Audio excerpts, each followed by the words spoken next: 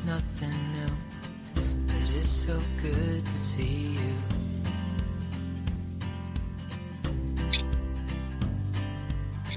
We do this every day, and I'm still so amazed by you. So hold me tight through the night. I know it's nothing new. Well, hello there, everybody. Welcome to Jerry and Jamie 2 Up. I'm Jerry, and unfortunately, we do not have Jamie with us this evening. She is doing parent-teacher conferences, so you are just stuck with me tonight. It's been kind of gloomy around here all day. Last couple of days has been raining, so it's been kind of gloomy. Just been hanging out a little bit, doing a little bit of work, but hopefully the weekend gets nicer. We're going to do some camping, and then weekend after next, we'll be riding some motorcycles. So we're going to go ahead and jump into this. For those of you who aren't familiar, we try to do this in about 30 to 40 minutes. And if you are in the chat, go ahead and say hi so we know you're here. If not, just go ahead and give us that big thumbs up and all that cool stuff that you can do for, for YouTube, because they always want to make sure that we're doing that sort of thing. So if you could do that for me, that would be great. And you know what? Before we get going here, I do want to say a special shout out to the So Live, So Ride. They're having their big event this weekend down in Ozone. So hopefully they have a good time and get a good turnout down there for their adventure weekend.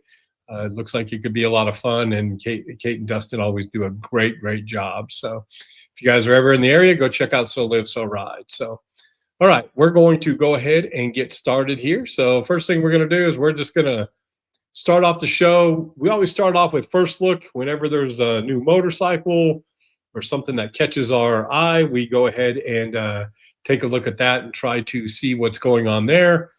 We're going to talk about Rider Magazine's Motorcycle of the Year. Huge surprise, and I don't agree with it, but we'll see what you guys think and see what you guys say for the whole thing. It was rather odd, to be honest with you, I think. Then we're going to talk just a little bit about whether you like graphics on your helmet or a basic helmet. And then the main topic is going to be I'm thinking about doing a route planning series where we just kind of, what's it take to make a good route, and we'll go into tools and that sort of thing. But today we're just going to do the basics and just a planning of that. Then we're going to talk a little bit about the Byway Boogie, and then we will be on our way. You won't have to listen to me anymore. But I think that's where we're going to start. Again, if you're just now tuning in, Jamie will not be here tonight. She is actually doing parent-teacher conferences. So you guys are just stuck with me. So let's go ahead and look at now I'm really excited about this. There's a couple new motorcycles, and I'm pretty excited about them. So the first one, folks, is the Triumph Trident. Look at that thing. That thing is beautiful. This is the 800. So, they're going off all their platforms that they're using for the 800. If you go to their website, the Triumph Trident 800, this is on Cycle World, by the way. They're talking about, it's just basically off the 880 Sport bike, and they've just retooled it to make it a naked motorcycle. But I will say it is a really nice looking machine. When you look at the specs, price is about $9,995. That's not horrible. It could be, that's not too bad. Triumph's really done a good job of keeping their prices in check. Again, 113 horsepower, so not too shabby. Actually, more horsepower than my 1100. And the torque ratio is pretty good. Upside down forks, adjustable monoshock, street tires. So it's regular street tires. It's got a seat height of 32 inches. So it should be good for most riders to get on and be able to enjoy. Fuel capacity of 3.7 gallons, which is plenty if you're going to get 50 miles to the gallon, if that's the case. And it only weighs in at 436 pounds, which is which is pretty darn good for an 800cc motorcycle. So I just really like the look of it too. It just I don't know. There's something about it that just looks really, really good. That's the guy from Cycle World, by the way. Um, so I don't know what you guys think about them. I do like the 800 Sport. I think it's a great looking motorcycle, but if you're in the market for a second motorcycle, I think this would be one to have. Just really like the look of it, and the red looks good, and that motif right there looks really, really good. Um, Again, there's all the stats to it and everything. I do like the white as well, but I just like the red better. I think I would enjoy the red a whole lot better. And then the second one that's that's new, that kind of caught my eye, has been waiting to come over to the States for a while now. And that's you guys all know I'm a Kawasaki fanboy, and they have finally decided to bring the KLE 500 to the States. And folks, it looks really, really good. Now, of course, nobody's seen it or anything. And look at that. Is that Brad Batchelor, the man of the 300? And I saw you put a new tire on today, or bought a new tire. I don't know if you put it on yet, but thanks for joining us, Brad. That's awesome. But again, the Kawasaki KLE 500, I really like the idea. I like about it is look, they've got the KLR, and it's a great motorcycle, but it's kind of heavy and kind of outdated. And now you can look at the new KLE and really kind of get excited about it. It's the cool thing about it. Look at that price tag, folks, $65.99. So that's a pretty good price tag. If you get the SE model, which has more bells and whistles, that sort of thing, you're up to 74, but still a very good price. That's in the price range of the KTM, and the 65.99 is only $100 more than the CFM Moto 450 Ibex. It's been getting a lot of pub. 450 single. Is it a single? Yeah. No, parallel twin. Sorry, I'm getting stuck with my KTM thing. And the only thing that's kind of sketchy on here is they don't tell you what the claimed horsepower is, or the torque, or the biggest thing is they don't tell you how much it weighs. So we were having a discussion on Facebook, and somebody said, look, I don't want anything that weighs over 400 pounds. And to me, and maybe I'm wrong here, but there's two types of adventure bikes to me, right? So an adventure bike to me is something that you can get on, ride to wherever you're going, go ride on the dirt, enjoy yourself, and then be able to ride it home comfortably, right? So my KTM, we rode it all the way to Damascus, Virginia, right? It did fine. It ran well, and it was big enough and substantial enough and could go 85, 90 miles an hour, so you didn't have to worry about that. If you get anything below 400 pounds, to me, you're into dual sport. And the dual sport is, to me, more dirt oriented. And they probably slap some turn signals on it just to say it's a dual sport. You're not going to want to go any distance on that thing to go someplace. I have a friend who has a KTM 690. And he doesn't even want to ride it from Dallas to here. So that's only 5 hours, right? So that's kind of my prerequisite for what an adventure bike and a dual sport bike is. I like this idea. Now, it's tall, folks, 33.8 inches off the ground. So a lot of folks are already out the door right there. But again, for a bike that's used off-road, that's not too bad. Plus somebody who needs Brad says it need tubeless rims for me. Plugs are my friend. Well, that's true, but you just don't get a flat, Brad. You just don't. You just ride and you don't get a flat, or you carry a can of Fix-A-Flat with you. That stuff will solve any problem while you're out on the trail. But I like the look of it. It's only got about 6.8 inches of ground clearance. Now, of course, if you look at this, you're going to have to get a skid plate. The plastic skid plate on there is not going to do any justice if you hit anything with that thing. But I'm really kind of excited about this thing. It looks really cool. And again, one of the things that's really neat about it, I think, is it does look good. I really do like the look of it. But then it's also got, so there it is in all black, which some of you might like. But one of the things that I think is really cool about it is it comes with, so we're looking at the specs. I already looked at that. So you can get this TFT dash on the SE. I'm kind of going too fast, aren't I? Okay, where's it at? I know it's on here. Oh, I guess it's loading. So there's the TFT dash, which looks really kind of cool and more modern. You get that on the SE model, of course. There's the seat height and everything. Again, if you're short, this is not going to be the bike for you. And they've even made this hollowed out seat so they can help you with comfort for it. So again, back to, you can ride it a distance to get to the dirt and throw some soft luggage on there and you should be good to go. And really nice looking dash to me. Now, I will say, I wanted to see if we mentioned what the SE model, yeah, here we go.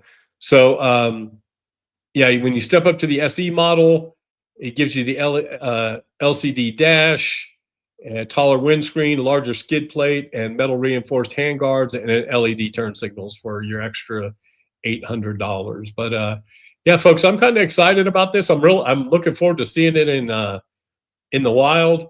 And but yeah, right now Team Green kind of jumped in. Now they're a little late. I think that they're trying to catch up at the end here, and it might bite them a little bit. But right now, that looks really, really cool, and so I'm really kind of excited about that. So that's the first couple bikes that, again, for this week's first look.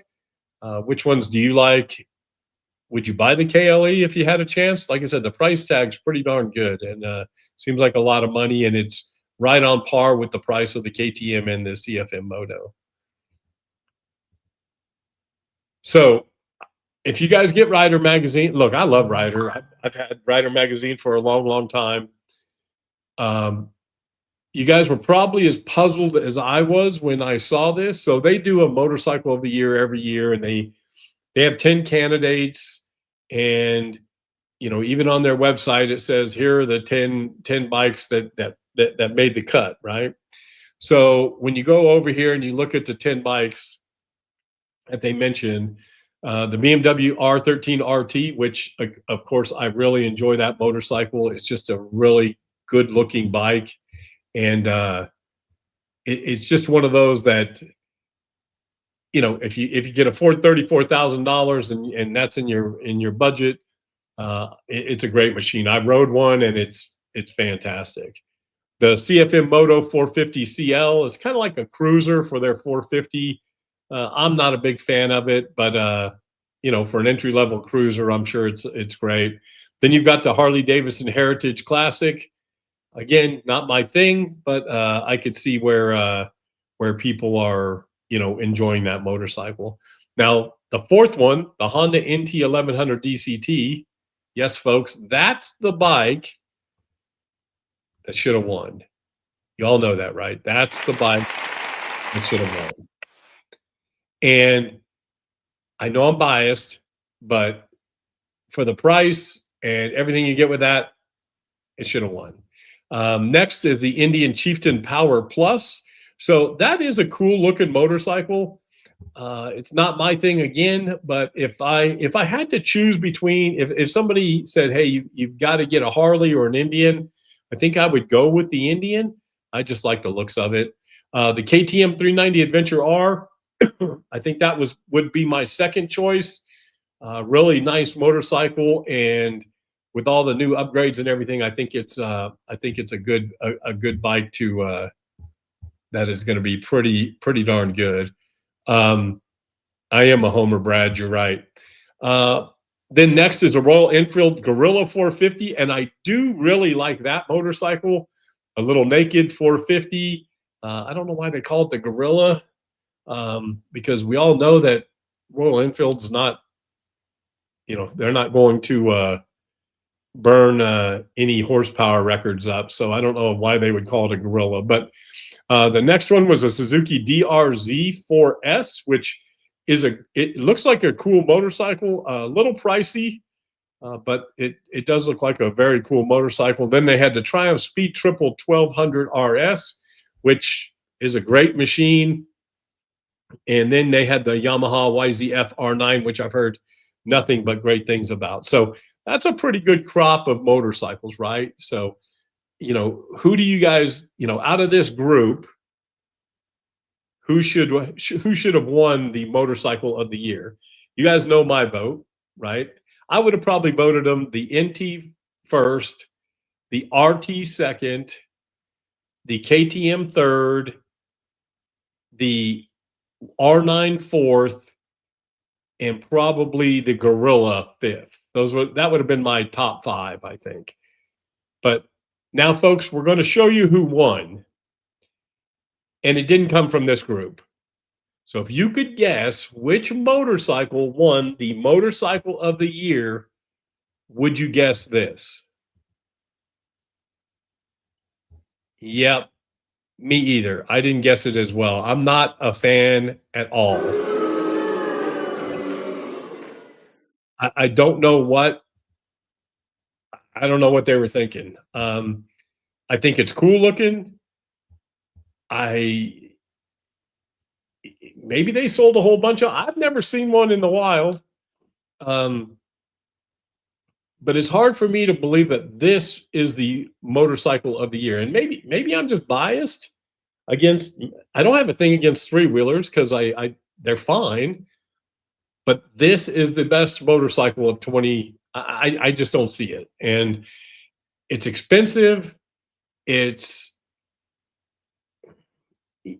again, I hate to hate on it, but it's like a car. I don't know. And I know there's some people out there who love their three-wheelers and stuff, and I enjoy them too, but this should not be the motorcycle of the year. That's just on my thing. I'm still baffled by it, and the people at Ryder know more about motorcycles than I do, so I get where they're coming from, but I'm not a big fan of this at all. So, all right. So now that I'm disgusted with that, we'll go on to the next thing. So helmets. So this is also the time of year where all the new helmets start coming out. And Alpine Star came out with this new helmet, really cool looking graphics, and it got me thinking, do you like your helmets brightly colored with graphics, or do you like them basic, one color, something like that? I remember my dad, always white motorcycle helmet. That was all he wanted. That's all he cared about. I like a good white. I like a clean white helmet, but I'm a much more of a graphics person. As you can tell, if you look over my shoulder, I do like graphics on some of my helmets. Those are a couple of my older helmets. Like I said, the plain ones are fine. I'm just not a big fan. I'm also not a fan of the flip up. I know some people love those things. And again, I'm sure they're safe. I don't know, something about them kind of freaks me out, just having that movable piece. But I'm sure they're fine. I do think that some of the motorcycle helmets, like, they're getting so out of whack when it comes to price. That Alpine Star helmet, the one back here, that's $1,100 if you buy it.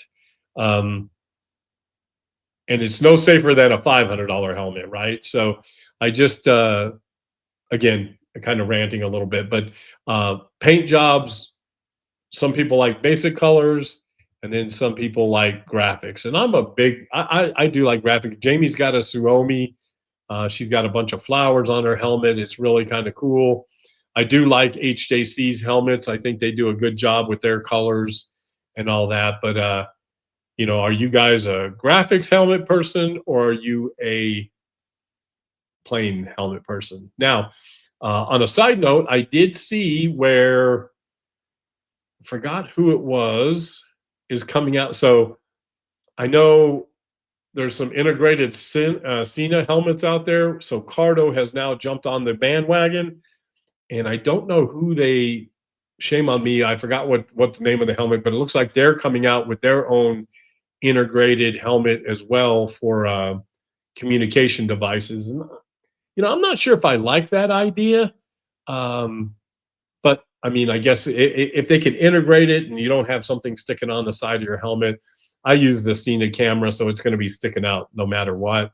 Um, yeah, Brad, I could see you being a plain guy. I could see that because you're so low key, very mellow, that sort of thing.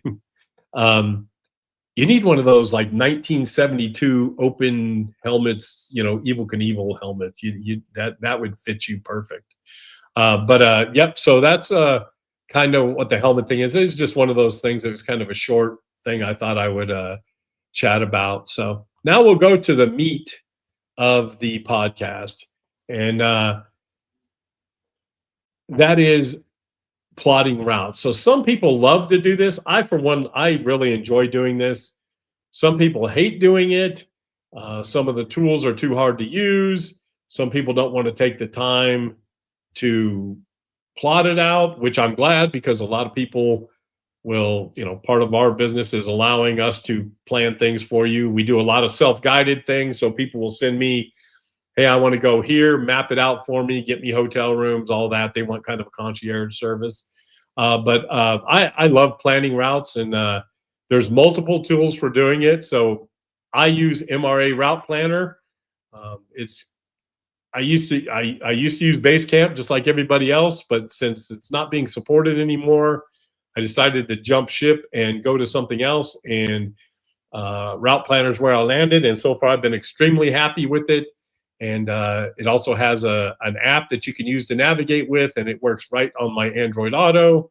So it's been a great thing for me. So we're going to go over the top 5 things or the first 5 basics that you should do when you're trying to plan a route. So the first thing is define your ride purpose, right? Is it going to be a day ride? Is it a multi-day ride? Is it a destination adventure? Knowing what kind of ride you want to go on. Are you just looking to go do twisty roads? Do you want to do scenic routes so you can take pictures?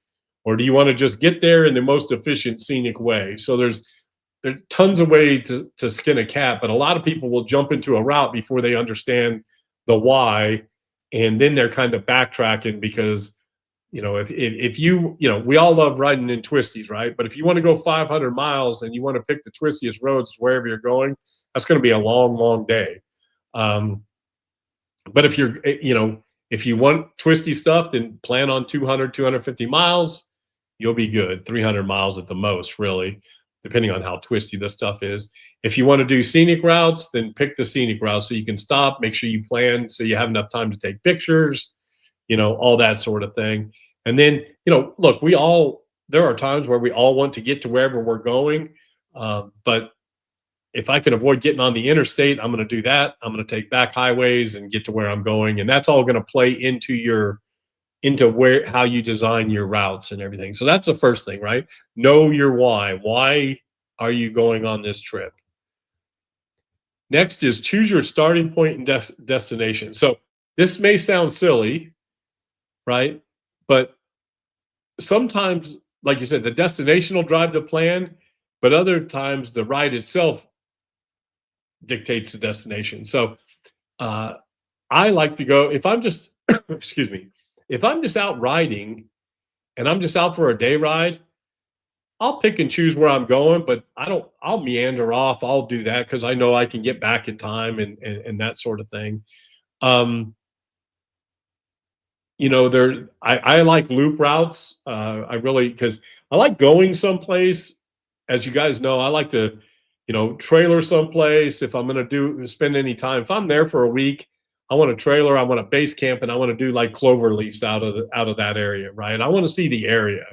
So many people just ride through to where they're going, and I want to enjoy the area that I'm at. So if that means I can spend 4 or 5 days exploring the area and riding the cool roads, then that's what I want to do. So the cloverleaf thing comes in handy there when you're doing that.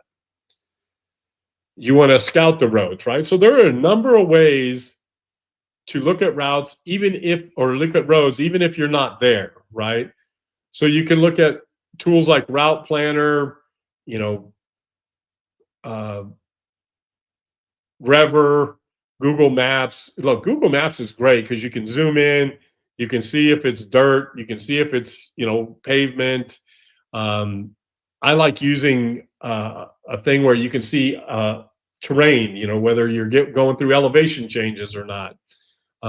You want to avoid the traffic, right? So it's one of those things that and then never forget, guys, paper maps are awesome, and those Butler maps are tremendous. If you open up a Butler map and they've got everything in red and gold and green, that's a good way to start your route, and then you can kind of plan accordingly after that.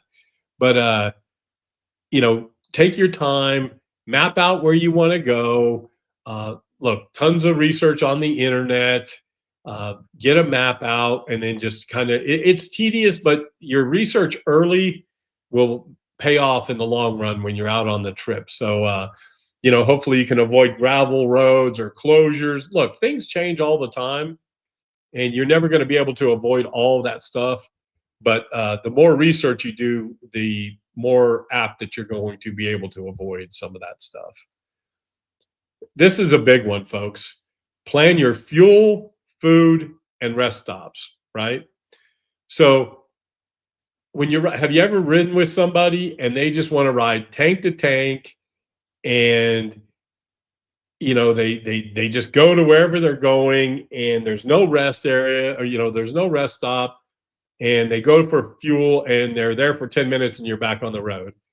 I'm not that guy. I don't want to do that, right? So when I'm doing a route, I look at, again, you guys all know my 50-75 rule, right? So 50 miles in the morning, go to breakfast, 75, 80 miles at the most, and then time to take a break.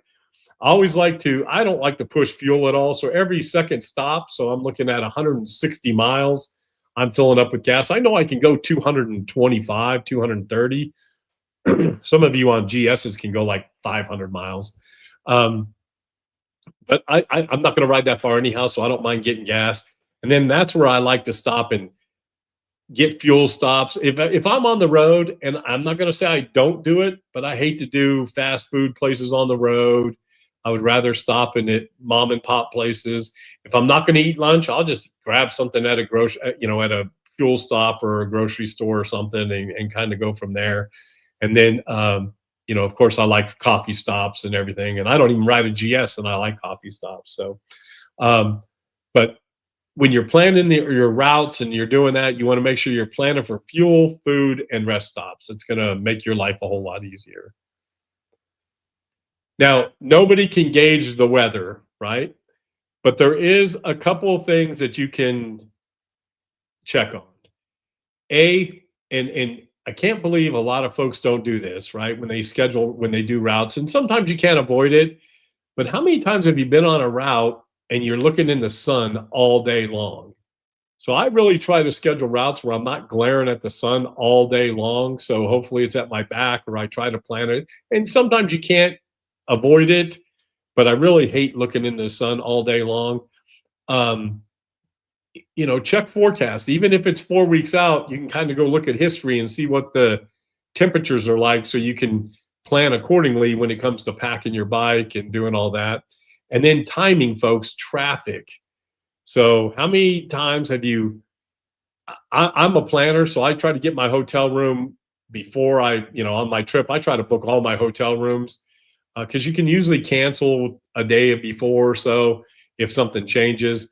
But I'll never forget rolling into town, and then you try to find a hotel room, and you find out that there's a football game in town, or there's a big event going in town, and hotel rooms are an arm and a leg if you can find a hotel room. So take a little time, look at the timing of your trip. Look, doing the Black Hills is great. Doing the Black Hills during Sturgis, it may not be so great, unless you want to go to Sturgis. Because otherwise there's going to be 80, 100,000 of your favorite friends all in that area doing their thing. Kind of the same thing here for Bikes, Blues, and Barbecues. I don't do much riding when they're here, It's because there's 40,000 motorcycles around that are just doing their thing, and it gets the motorists all frustrated. And so check the weather and check the timing. You can't predict everything, but it will help you in the long run if you're trying. A couple of bonus tips before we move on: share your route and backup plan. So especially if you ride by yourself, Jamie hates that I like to go ride by myself, and so I try to ride with another rider. But if you're riding by yourself, make sure somebody knows where you're going to be. Make sure somebody knows your route and the plan and the hotel, because if they don't hear from you, then they can at least kind of know where you're at. I know I share my route. She can go look on Life 360 and see exactly where I'm at. Okay, Brad. Yeah, no worries. And so I always make sure that I've got, she can see where I'm at. I always give her where I'm going to be going, where I'm staying, those sorts of things. Just peace of mind if something happens, especially if you're on a twisty road someplace and you happen to, I heard a horror story a couple of years ago. A guy went off the road and it took him like 4 days to find him. I don't want that to happen. And then the last thing I can tell you, folks, is that after you do all this planning and you download your routes, load it on your GPS and test it. Okay. I can't tell you how many times you go to, I go to rallies and people are in the parking lot and they haven't loaded the routes, or if they have loaded the routes, they haven't loaded them under their profile. Something's wrong with their GPS. They haven't updated it. They haven't. Do all of that before you hit the road, folks. Don't try to do that in a parking lot someplace, right? So load your route, check your app, make sure the app's good, make sure the app's updated, and do a quick test, right? Nothing will ruin your trip like you have all these routes, but you can't use them, or they're corrupt because something happened or whatever that is. So just do yourself a favor, load it on your GPS, and then test it, and you'll be a happy camper. So I don't know about you guys. I love this stuff. So I'm thinking about doing another, maybe not every week, right? But maybe every other week, do a little bit of planning, just kind of showing you what we do, and then maybe even getting on the software and showing you how to plan a trip. Maybe we do that where we just plan a route together, and you can kind of see what I'm doing, and then you can tell us what you do, because we can always learn from each other. But let me know if that's something you guys would be interested in. If not, I get it too. But just see if it'd be something that you guys would be interested in. I would hope that it would be educational at least. So next up, we've got the Byway Boogie coming, and Bob Burdett down in Hot Springs is putting this on. So folks, as of this morning, there's about 30 people signed up for it. So that's a good start. So really do appreciate that. You can still sign up for it. All you've got to do is go over to, if you go to ridemsta.com, you can click on the Byway Boogie link. It will bring you right here, and you can scroll through and see what's going on. The hotel's the Hot Springs Village Inn. A group of us will be camping. I know Brad, Mark Brunk, Jamie, and I will be camping about 8 miles away, just real down the street. Lake Ouachita State Park is a place to camp. We're not camping there. We're actually going to bougie it up in an RV park. But you can still click on rally registration. We're going to leave that open. It's a free event, so you can just sign up and go check that out whenever you get a chance. You can order your shirt online. So even if you haven't gotten your shirt, you can order your shirt online by just clicking on the link. That's going to be up there as well. And then all the routes and destinations, you just click on download routes, and you will be taken to I think there's 8 street routes and some ADV routes. So they're all right here with a little bit of a description. So you can check those out and pick and choose which ones you want to do for that. Then let's see what else is on here. So we got routes. You can look for, if you want to sign up and you want a ride buddy, you can try to sign up and do that here. We're going to have a pizza dinner on Saturday night. And then they're also going to, the K&R Moto Ranch is going to have us there, and we'll be able to check out some antique motorcycles and doing all that. And you can see some of the pictures there. So that's going to be really cool.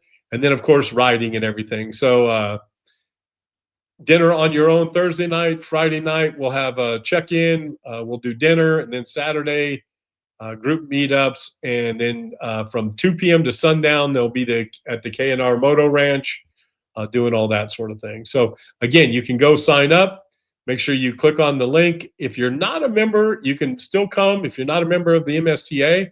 But if you're not a member and you want to learn more about it, just go ahead and click on the logo here or go to ridemsta.com and you should join up. It's a great place, and it's going to be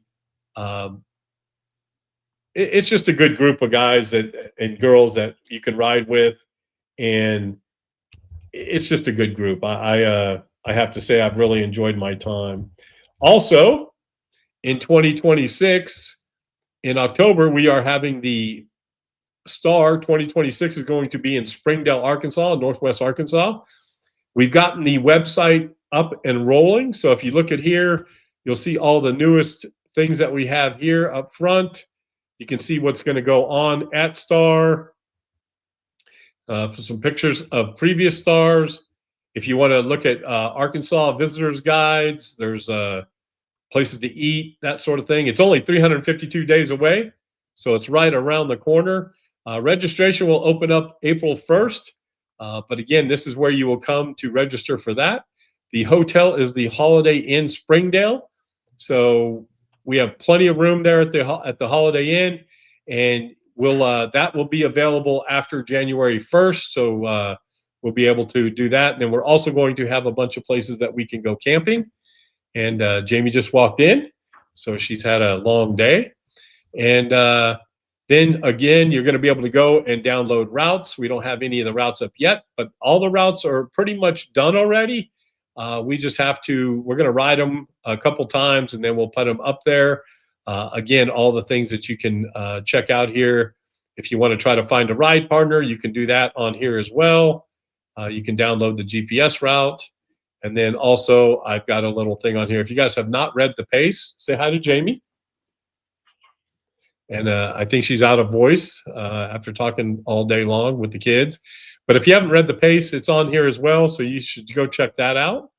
The motorcycle raffle, we don't know what the bike is going to be yet. So, but when it is, it will be on here. And this year, we put the event schedule right on the website. So you'll be able to download a paper copy of it, but you will be able to click on each day and see what is happening.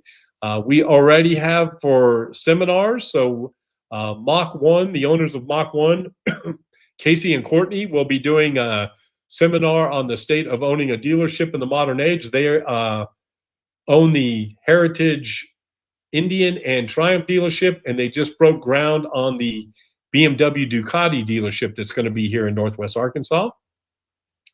Jamie and I are going to do a route building seminar. So we'll kind of what we're kind of doing on here. We're going to do some of that there. And then we also, again, we don't have a rifle bike yet, but as soon as we do, we will let you all know. And I've got in the works a really cool guest speaker, so I'm waiting to hear back from them. So things are rolling here for the MSTA rally. So really do appreciate you guys checking that out. Make sure you, like I say, go check out the Byway Boogie. Let's support that. And I guess that about wraps everything up, folks. We're getting ready to end the day. We're at like 40 minutes, so time flies when you're having fun. But I just really do want to thank you guys. Make sure you do the YouTube thing, like and subscribe, all that. We also have a Facebook page, so make sure you go do that. Jerry and Jamie 2 Up. And yeah, so that's about it. It looks like we had about 14, 15 people in here. It looks like more people, I'm sure, will watch when they get their time. I know it's tough to do during the day. So, all right, everybody, we're finishing up. We'll talk to you next week. Jamie will be back with us next week. We will, and we'll be online then, okay? So until next time, everybody, be safe, be kind, happy riding. Talk to y'all soon.